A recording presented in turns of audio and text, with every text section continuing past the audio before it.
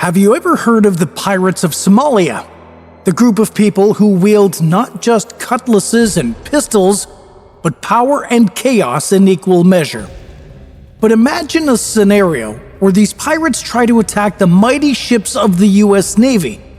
You know, those that are armed to the teeth and equipped with state-of-the-art technology, often exceeding 300 meters in length with the capacity of displacing 100,000 tons? What would happen when these modern pirates try to mess with the deadliest ships of the US Navy fleet? Don't underestimate the pirates, though. They've long evolved from what's depicted in the tales of the infamous Caribbean pirates and the legendary feats of figures like Blackbeard and Captain Kidd. Today's pirates are the real deal, and if you think they don't pack a punch, you might be wrong. Join us as we delve into the gripping account of how a notorious band of Somali pirates set their sights on the MV Maersk, Alabama. We'll soon discuss what happened when the US Navy deployed the USS Howard destroyer, and how it took the United States and several other nations to negotiate with the Somali pirates for the release of the ship, leaving us to wonder yet again, do pirates actually stand a chance? How did piracy start in Somalia? Somalia, in the Horn of Africa, faced a lot of challenges. Wars, poverty, and no law and order led to piracy off its coast. In the 1990s, Somalia had a big war after their president Siad Barre was removed. Without a strong government, groups with guns started trying to take over. Foreign boats took advantage of this mess. They stole fish and dumped waste in Somalia's waters. So local fishermen turned into pirates to protect their waters and earn money. By the 2000s, the world was watching Somali pirates. They had big guns and would take big ships hostage, asking for a lot of money to release them. These pirates used small, quick boats and would often keep ship crews as hostages. Getting money for releasing these ships and crews became a big business. Back in the day, pirates lived on their ships, but modern pirates, like the ones in Somalia, have bases on land and used fast boats for their attacks. They use guns more than swords now. They want to scare people, steal things, and sometimes they use marooning. What's marooning? It's a pirate punishment where they leave someone on a deserted island. It's a way to punish those who pirates think are causing trouble. The person left behind would have a bit of food, some water, and a gun. This way, if things got too tough, they had a way out. The fight against piracy. On one side stands the mighty US Navy, a symbol of naval supremacy, armed with cutting-edge technology and a mission to protect global maritime interests. On the other side, an elusive and cunning adversary emerges: pirates. These audacious outlaws, fueled by desperation and the lure of untold fortunes, navigate treacherous waters with their nimble vessels, striking fear into the hearts of seafarers. As the US Navy deploys its sophisticated arsenal and strategic prowess to combat this elusive menace, an intricate game unfolds. With every encounter, the stakes escalate. In the face of the grave threat posed by pirates to maritime trade and the safety of seafarers, the US Navy has devised a comprehensive approach to tackle this age-old scourge head-on. Central to their strategy is the implementation of non-lethal deterrents, which play a pivotal role in mitigating the risks when encountering such threats. But why non-lethal weapons? Why not just use full force against the pirates? These are questions up for debate. Regardless, the US Navy strives to deter and dissuade pirates from engaging in acts of violence and piracy, thus safeguarding the well-being of those traversing the high seas. Amongst the methods employed, long-range acoustic devices, or LRADs, are one of the most popular. LRAD systems emit powerful, focused sound waves, which are basically pain-inducing audible beams. The sonic weapon produces a high-pitched noise that is higher than the tolerance level of an average human being, deafening the victims and preventing them from coming any closer. The mighty water cannon is another widely utilized non-lethal, offering an effective deterrent against piracy. This powerful device projects a forceful stream of water, creating an impenetrable barrier that dissuades pirates from boarding merchant vessels. Moreover, the water cannon's ability to swiftly fill pirate boats hampers their mobility and restricts their maneuvering capabilities. Plus, we all know what happens when water fills up in a boat. Other more powerful methods include stun grenades, electric secure fences, laser devices, and dazzle guns, which are certainly non-lethal but extremely painstaking to say the least. The U.S. Navy under attack. During its service, the USS Nicholas, FFG 47, encountered a dramatic incident involving an attack by pirates.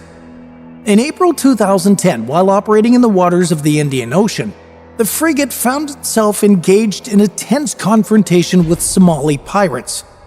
The incident unfolded when the USS Nicholas detected a suspected pirate vessel, referred to as a skiff, in the vicinity.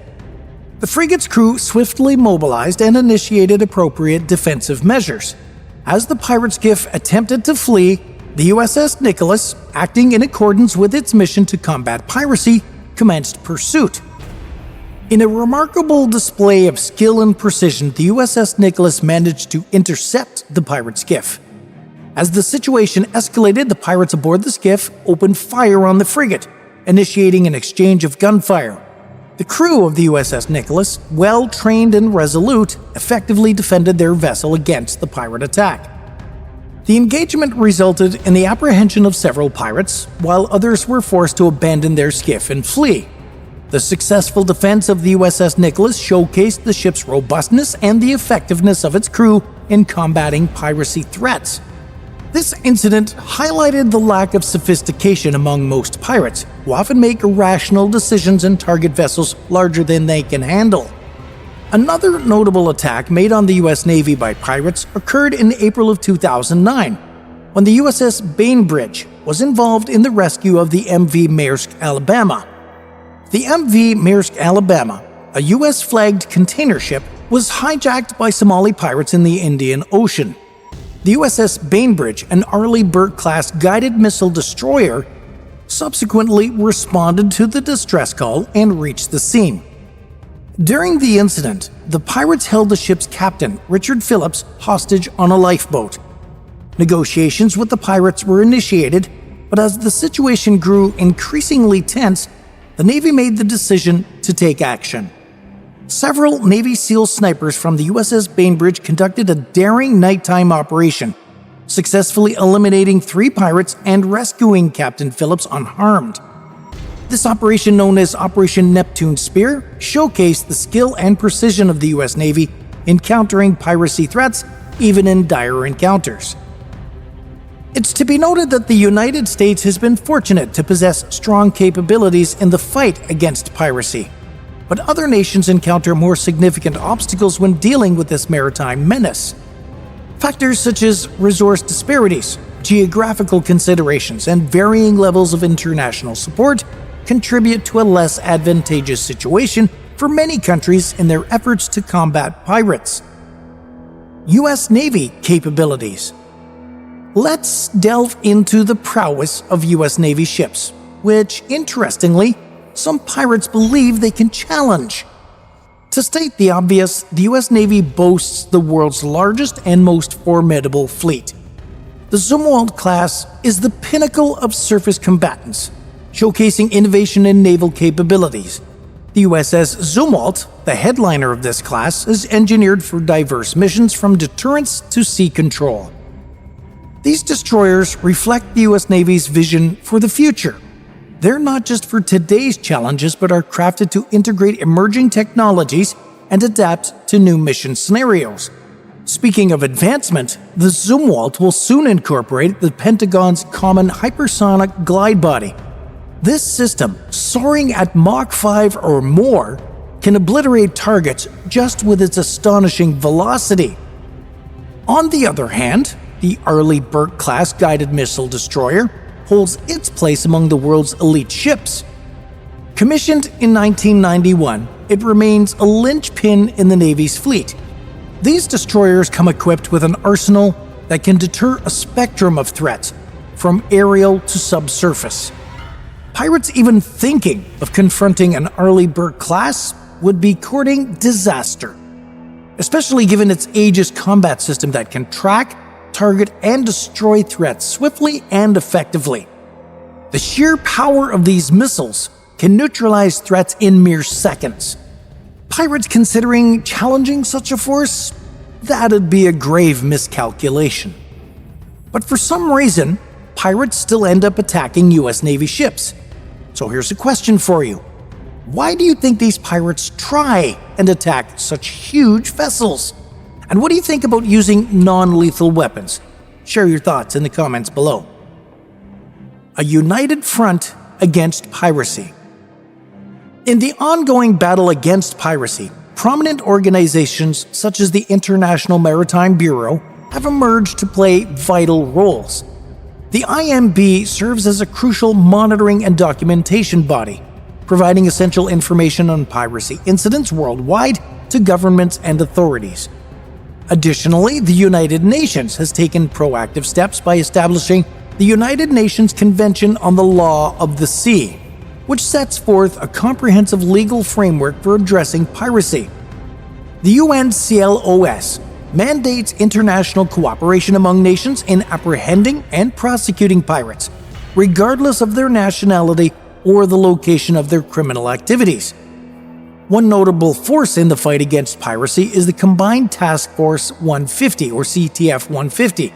Operating under the Combined Maritime Forces, CTF 150 is a multinational naval task force with a primary mission to enhance maritime security and stability in the Gulf of Aden, the Arabian Sea, and Indian Ocean. Its focus extends to countering terrorism, preventing illicit activities including piracy and smuggling, and promoting a safe and secure maritime environment. Remember that the fight against piracy is a collaborative endeavor, with nations contributing their naval assets and personnel on a rotational basis to form this task force. Therefore, this multinational coalition can focus on conducting patrols, surveillance, and interdiction operations in the designated areas. The task force comprises warships, aircraft, and personnel from various countries, promoting international cooperation and coordination. Additionally, those close partnerships are maintained with organizations like the European Union Naval Force and NATO. Of course, the US Navy plays a significant role in this collective effort to combat piracy, yet again demonstrating its commitment to maritime security.